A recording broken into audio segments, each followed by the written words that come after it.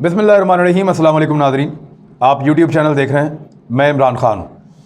मैं हैरान हो रहा था जब पाकिस्तान तहरीक इंसाफ के लोग आज ये दावा कर रहे थे कि वो कराची से इलेक्शन जीत जाएंगे।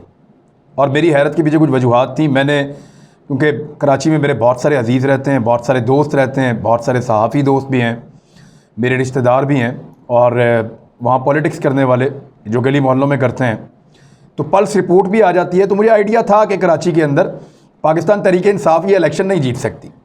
लेकिन तहरीक इंसाफ जब बड़े बड़े दावे कर रही थी तो उन पे मुझे हैरत हो रही थी कि ये कैसे कह सकते हैं, ये कैसे मुमकिन है कि वहाँ से तहरीक इंसाफ इलेक्शन जीत जाए। उसकी कुछ वजूहात थी। देखें, फैसल वाडा साहब वैसे मेरे मेहमान हैं, तवातर से मेरे प्रोग्राम में आते हैं और मैं उनको अच्छी तरह जानता भी हूँ। लेकिन इसके बावजूद जब मैंने पता किया आज से 3 दिन पहले कि ये इलेक्शन कौन जीतेगा, तो तकरीबन तमाम लोगों ने मुझे बताया कि पाकिस्तान तहरीक इंसाफ ये इलेक्शन नहीं जीत सकती। और उसकी जो वजूहात मुझे बताई, मैं आपको अभी बता देता हूँ कि वजूहात क्या थी कि वो नहीं जीत सकते। पहली वजह तो वो ये बता रहे थे, सब ने इस बात को तस्लीम किया कि उम्मीदवार बहुत अच्छा था। तहरीक इंसाफ का उम्मीदवार वर्कर है, एक आम आदमी है और तहरीक इंसाफ का पुराना नौजवान वर्कर है और वो इस इलेक्शन को जीतने की सलाहियत रखता था और बेहतर आदमी का इंतखाब किया है इमरान खान साहब ने। तो एक तो ये बात क्लियर होगी कि ये उम्मीदवार ठीक था। ये इसके ऊपर सब ने कहा।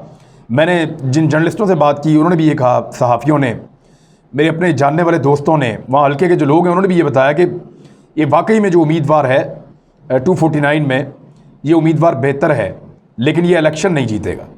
मुझे क्यों नहीं जीतेगा, तो तमाम लोगों ने जो चीज़ें मुझे बताई मैं आपके सामने रख देता हूँ। नंबर 1 तो वो ये कह रहे थे कि फैसल वाडा साहब ने इस हल्के में तवज्जो नहीं दी।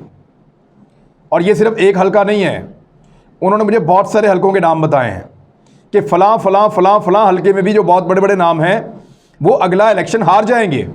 अगर वो खुद लड़ेंगे तब भी हार जाएंगे, उनकी जगह पे कोई और भी तहरीक इंसाफ का आएगा तब भी हार जाएगा। क्योंकि कराची के लोगों को राब्ता रखना कुछ पसंद है और वो वहाँ पर राब्ता नहीं रख रहे थे। फैसल वाडा साहब के बारे में यहाँ पर मशहूर था कि उन्होंने जो इस एरिया है इसको इलेक्शन लड़ने के बाद ज़्यादा तवज्जो नहीं दी।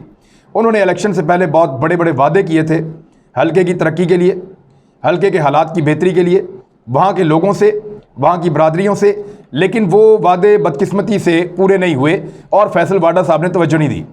बाद में जब वो सेनेटर बने तो उसके बाद इस कैंपेन को भी उन्होंने उस तरह नहीं देखा जिस तरह ये कैंपेन देखी जानी चाहिए थी। और वो कर भी नहीं सकते थे क्योंकि उनके पास एक हुकूमती पोर्टफोलियो है। लेकिन फैसल वाडा साहब की इस हल्के से वाबस्तगी का ख़त्म हो जाना और राब्तों में कम रहना, ये एक वजह मुझे वहाँ के लोगों ने बताई कि बड़ी वजूहात में से एक वजह यह है कि हल्के का वोटर या पाकिस्तान तहरीक इंसाफ का वो वोटर जो साइलेंट वोटर था, उसने पाकिस्तान तहरीक इंसाफ को वोट डाल दिया था, वो नाराज़ हो गया और उसने पाकिस्तान तहरीक इंसाफ को वोट डालने से इनकार कर दिया। लोगों के पास कोई वजह नहीं थी कि कोरोना वायरस के दौरान पीटीआई के वर्कर निकलते और निकल के आके वोट डालते। उनको लगा कि ये वो तहरीक इंसाफ नहीं है जिसको उन्होंने पहले वोट दिया था। दूसरी वजह पाकिस्तान तहरीक इंसाफ की इंतहाई कमज़ोर कैंपेन, जिसमें आपने एक ऑडियो कॉल सुनी होगी जो खुर्रमशेर ज़बान साहब की है कि वो वर्कर्स की मिन्नतें कर रहे हैं कि यार कम से कम कैंप ही खोल दो, टेंटों वाला खुद आके अपना टेंट लगा देगा, वहाँ पर कोई वर्कर ड्यूटी दे दो। तो वर्कर बाहर आने के लिए, पार्टी के लिए काम करने के लिए तैयार ही नहीं था। ये वो पाकिस्तान तहरीक इंसाफ है जब 2018 का इलेक्शन हो रहा था या जब 2013 का इलेक्शन हो रहा था तो इनको किसी को कुछ कहना ही नहीं पड़ता था। बहुत बड़ी तादाद में लोग खुद ही आ जाते थे, इनके सारे काम खुद होते थे, इनको टेंटों वालों को पैसे भी नहीं देने पड़ते थे। नौजवान लड़के लड़कियां अपनी जेब से पैसे इकट्ठे करके इनके इलेक्शन लड़ते थे। इनके लिए वॉलंटियर्स काम करते थे। इनका इलेक्शन तकरीबन मुफ्त होता था। लेकिन इस मरतबा सूरत हाल ये बन गई NA 249 में कि पाकिस्तान तहरीक इंसाफ को वर्कर नहीं मिल रहे थे जो आएँ और आकर कम से कम कैंप ही लगवा लें या वहाँ पे ड्यूटी दे दें। तो ये बहुत बुरी सूरत हाल थी और कैंपेन बिल्कुल ना हो पाई।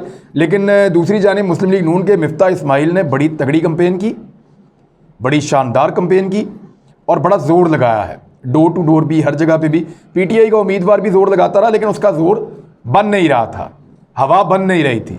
तो हवा बनी PMLN की और वो पहले नंबर पे आ रहे हैं। अब जब मैं ये वीडियो कर रहा हूँ उस वक्त तक लीड चल रही है PMLN की और जैसी लीड चल रही है उसके मुताबिक वही इलेक्शन जीत जाएंगे। PTI का तो कोई इम्कान दूर दूर तक नज़र नहीं आता।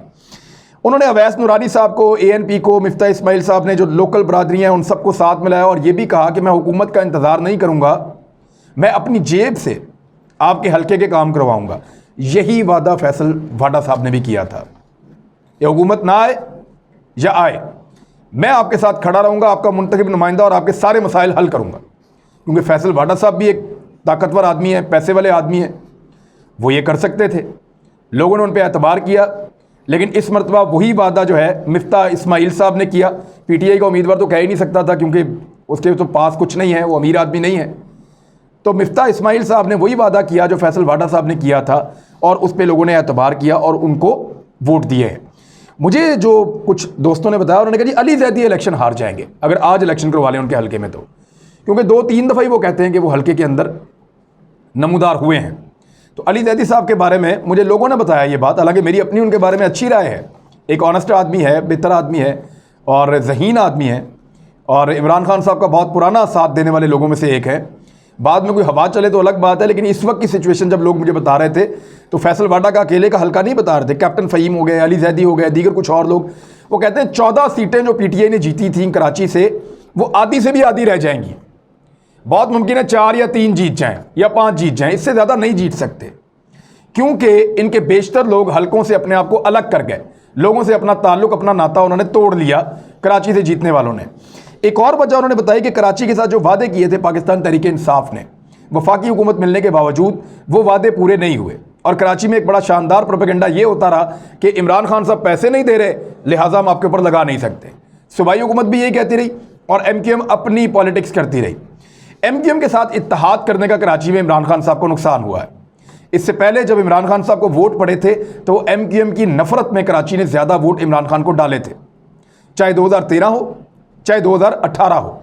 लेकिन MQM के साथ जब उन्होंने इत्तेहाद बनाया, चाहे अल्ताफ़ हुसैन उसमें से बाहर निकल गया, लेकिन MQM के साथ जो उन्होंने इत्तेहाद बनाया, उस इत्तेहाद ने भी इमरान खान साहब को और पाकिस्तान तहरीक इंसाफ को डेंट डाला, उनको नुकसान दिया, क्योंकि लोगों ने जिनके खिलाफ वोट डाला था वही आपके साथ बैठे हुए हैं और उनके पास वजारतें भी हैं। एक ये चीज़ भी बड़ी इंपॉर्टेंट है। महंगाई के लिए अब कोई भी वजह पेश करें, पाकिस्तान तहरीक इंसाफ ये कहे कि पिछली हुकूमतों की पॉलिसियाँ, वो ये कहें कि कर्जे बहुत ज़्यादा लिए थे, वो ये कहें कि बिजली इसलिए महंगी हो रही है कि इन्होंने महंगे बिजली के मंसूबे लगाए थे, वो ये कहें कि इनकी पॉलिसीज़ की वजह से आज हमें मार पड़ रही है, कुछ भी कहें, लेकिन मैं इस बात पे कन्विंस हो सकता हूँ, और मैं हूँ भी, क्योंकि मैंने खुद रिसर्च की है। लेकिन पाकिस्तान का वोटर इतनी रिसर्च आपके लिए करेगा नहीं कि इसहाक डार साहब जिस तरह के गड्ढे खोद कर गए थे, कोई भी होता उनमें गिर जाता।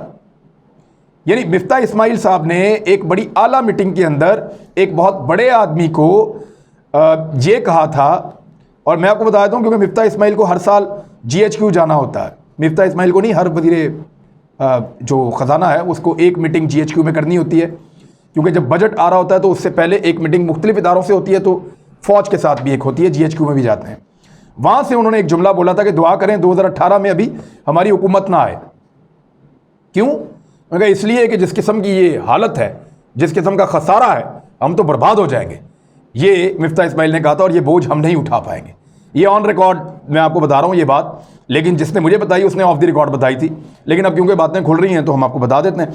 अच्छा, अब ये इलेक्शन, महंगाई एक बहुत बड़ी वजह है, बिजली की कीमतें एक बहुत बड़ी वजह है, लोगों को सहूलियात ना मिलना एक बहुत बड़ी वजह है, कराची के बड़े बड़े वो मंसूबे जिनका वादा किया गया था वो पूरे ना होना एक बहुत बड़ी वजह है, इमरान खान साहब का कराची को अकेला छोड़कर इस्लामाबाद में बसेरा कर लेना एक बहुत बड़ी वजह है कि वो कराची को वापस मुड़ के देख नहीं रहे।